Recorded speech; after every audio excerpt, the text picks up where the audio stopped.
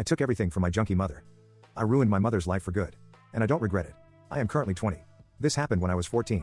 My mother was never the best mother, but I had managed for the first few years living with her after my mother and father had divorced when I had just turned 6. At 7, she had called me a mistake for being the only child she didn't plan for. I was the firstborn and had 2 little sisters as she seemed to be. Disappointed in everything I did if it wasn't what she wanted me to do. And even when I did what she wanted, she was rarely happy about it. And at 9 she had even forgotten my birthday and tried to claim we celebrated it. This is all I was able to get through and manage fine till I turned 12. She had started drinking and was with a guy.